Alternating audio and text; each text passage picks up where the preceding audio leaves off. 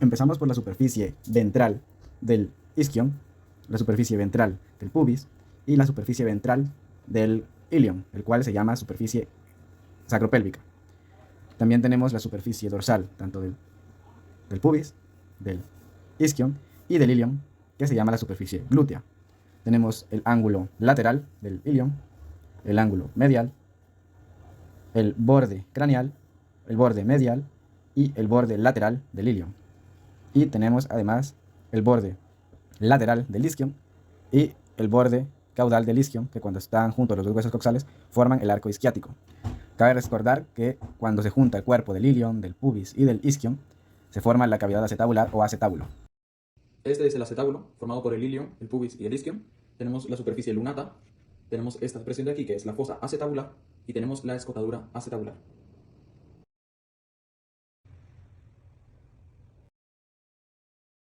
Iniciaremos por el ilion, el cual está conformado por su ala y el cuerpo del ilion. Tenemos la línea glútea accesoria, aquí la tenemos, línea glútea accesoria. Tenemos la tuberosidad ilíaca, que está aquí, todo estaría aquí, la tuberosidad ilíaca. Tenemos la superficie auricular, tenemos la superficie ilíaca, tenemos la cresta del ilion, tenemos la escotadura isquiática mayor, tenemos la espina isquiática, tenemos la tuberosidad sacra, que está aquí, y la tuberosidad coxal, que está aquí. Tenemos la línea arqueada o iliopectínea, que está de aquí, y aquí encontramos el tubérculo psoas. Y tenemos el área para el músculo recto femoral, que está aquí. Este es el área lateral para el músculo recto femoral y el área medial para el músculo recto femoral, que está acá. Ahora tenemos el isquion, que está formado por su cuerpo. Este forma parte del acetábulo, la tabla del isquion, que es esta. Tenemos la rama sínficial, que está acá. Tenemos el arco isquiático. Tenemos la sínfisis isquiática. Tenemos la escotadura isquiática menor. Tenemos la espina isquiática, que es esta. Tenemos el surco obturador, que se encuentra aquí. Y tenemos la tuberosidad isquiática. Continuamos con el pubis. Este es el cuerpo del pubis. Recordamos que parte del cuerpo del pubis también forma el acetábulo. Tenemos la rama caudal. Tenemos el tubérculo púbico dorsal, que este no se encuentra en caso de hembras. El tubérculo púbico ventral. Tenemos el surco púbico, que está aquí. Tenemos el pecten pubis, que es este de acá. Y tenemos la inminencia iliopúbica, que es esta.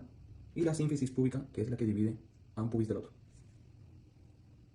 Las características vistas hasta el momento son de un hueso coxal de equino. Ahora veremos las diferencias que este presenta con las de otras especies. Empezando con bovinos, la tuberosidad isquiática presenta forma triangular. También el borde acetabular presenta dos escotaduras, por lo que la superficie articular estará dividida en dos, una porción mayor y una porción menor. Finalmente podemos observar que la sínfisis pélvica presenta una cresta ventral llamada cresta sínfisiaria. En porcinos y carnívoros, el ilion presenta una dirección casi sagital y la cresta del ilion es convexa. Pero en carnívoros podemos diferenciar que la tuberosidad sacra presenta una espina ilíaca dorsal craneal y una dorsal caudal. La tuberosidad coxal presenta una espina ilíaca ventral craneal y una espina ilíaca ventral caudal. Y finalmente podemos mencionar que los caninos no presentan el tubérculo psoas. En pequeños rumiantes, las alas del ilion tienen una dirección semejante a la de los bovinos, y la característica de la tuberosidad isquiática triangular es menos evidente. La superficie articular no está dividida, y la tuberosidad sacra presenta una espina ilíaca dorsal craneal y una espina ilíaca dorsal caudal. La tuberosidad coxal presenta una espina ilíaca ventral craneal y una espina ilíaca ventral caudal.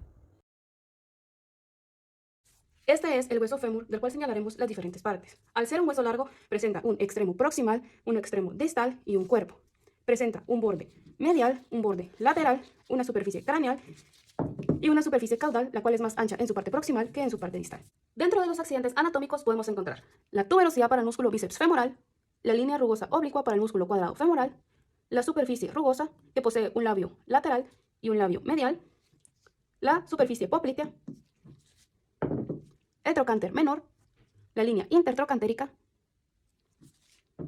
la tuberosidad supracondilia medial, el tercer trocánter, la fosa supracondilia, la tuberosidad supracondilia lateral, la cabeza del fémur, cuello de la cabeza del fémur, fobia de la cabeza del fémur. El trocánter mayor, que está dividido en su parte caudal y su parte craneal por la incisura trocantérica, la cresta trocantérica, fosa trocantérica, la tróclea, que posee un labio lateral, un labio medial y un surco medio, el tubérculo troclear femoral, el cóndilo medial, cóndilo lateral, fosa intercondilia, línea intercondilia, epicóndilo medial, epicóndilo lateral, rugosidad para la inserción del ligamento colateral lateral, fosa poplitea y fosa extensora.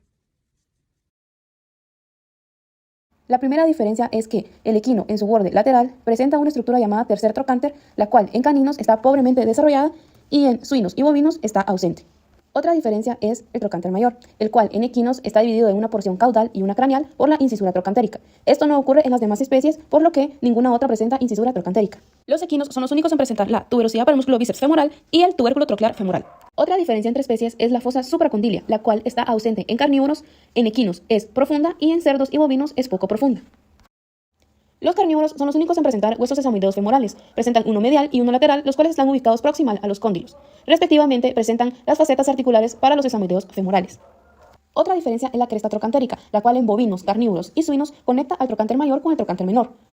Y en equinos conecta al trocánter mayor con el tercer trocánter. Por último, este es un patrón de equino en el cual está señalada la línea intertrocantérica, la cual está ausente en suinos. La rótula o patela presenta una superficie craneal que es cuadrilátera, convexa y rugosa. Una superficie articular o caudal que también presenta una forma cuadrilátera y es ligeramente cóncava. Borde medial, borde lateral, distalmente el vértice, una base que es cóncava cráneo-caudalmente y convexa transversalmente, y el proceso cartilaginoso. Tanto bovinos como equinos presentan una estructura llamada proceso cartilaginoso. En suinos, la patela está transversalmente más comprimida. Y por último, el perro presenta una patela con forma más ovalada.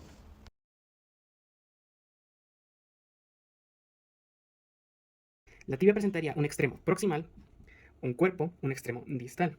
En el cuerpo un borde craneal, uno lateral y uno medial. También presentaría una superficie medial, una lateral y una caudal. En la superficie caudal tendríamos la línea poplitea, la superficie poplitea, las líneas rugosas para inserción de músculos.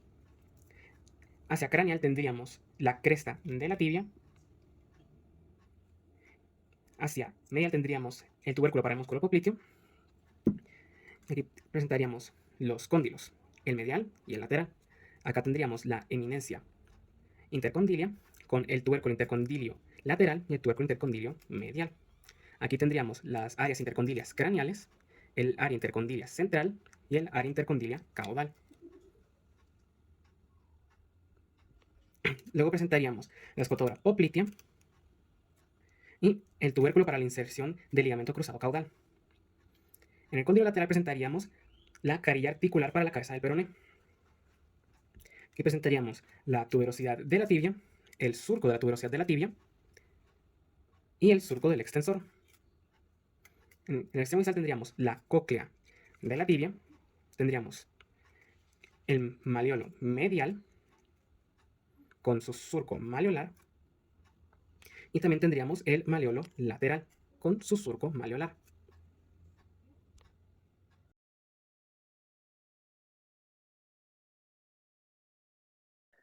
Un peroné bien desarrollado presenta lo siguiente: un extremo proximal, un extremo distal y un cuerpo. En el extremo proximal podremos encontrar la superficie articular de la cabeza articular. Y en el extremo distal podremos encontrar el maleolo lateral.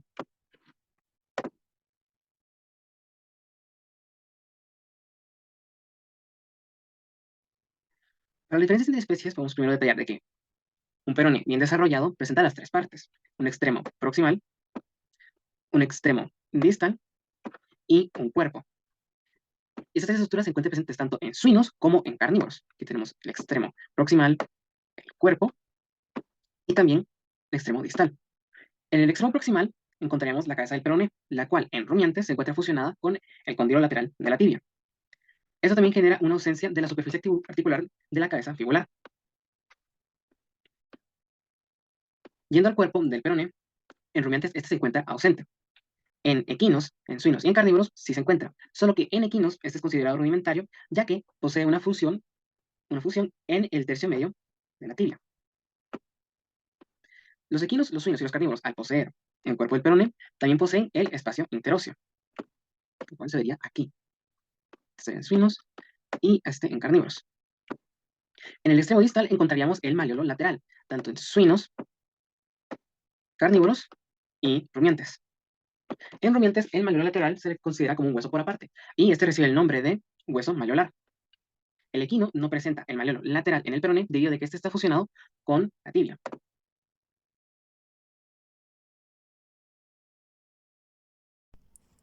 Los tarsos tienen una fila proximal y una fila distal. Tienen una superficie dorsal y una superficie plantar. En un tarso equino encontramos en una vista dorsal, en la fila proximal, el hueso calcáneo, el astrágalo. En la fila distal encontramos el hueso central del tarso, el tercer hueso del tarso y el cuarto hueso del tarso. Y en una vista plantar encontraríamos lo que es el seno tarsal y la fusión del primer y segundo hueso del tarso. El hueso tarso tibial o astrágalo tiene una superficie dorsal, una superficie plantar, superficie lateral y superficie medial. El astrágalo contiene una tróclea, la cual consiste en 2 labios y un surco sagital. El hueso tarso peroneo o calcáneo tiene una superficie dorsal y una superficie plantar. En la superficie dorsal encontramos la tuberosidad calcánea, que se proyecta proximal y plantarmente, el sustentáculo, la apófisis coracoides, y plantarmente encontramos el surco para el tendón flexor. Diferencias entre especies. En los tarsos de bovino, el astrágalo se divide en 2 trócleas, una tróclea proximal y una tróclea distal. También encontramos la fusión del hueso central del tarso y el cuarto hueso del tarso formando el hueso centrocuartal, y la fusión del segundo y tercer hueso del tarso. En el equino, con la fusión del primer y segundo hueso del tarso, el patrón se reduce a solo 6 huesos del tarso. Los suinos presentan el patrón típico de los 7 huesos del tarso y presentan una tróclea proximal y una tróclea distal. Los carnívoros, en este caso un canino, también presentan el patrón típico de los 7 huesos del tarso, y el astrágalo está formado por un cuerpo, un cuello y una cabeza.